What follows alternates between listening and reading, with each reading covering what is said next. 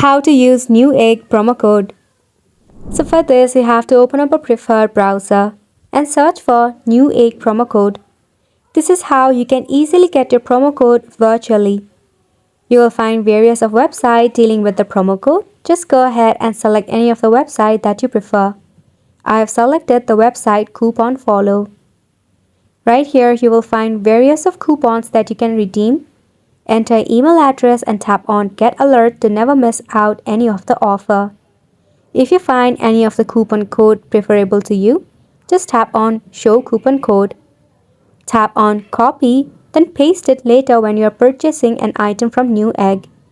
To use it, for instance, you have to tap on Redeem at Newegg.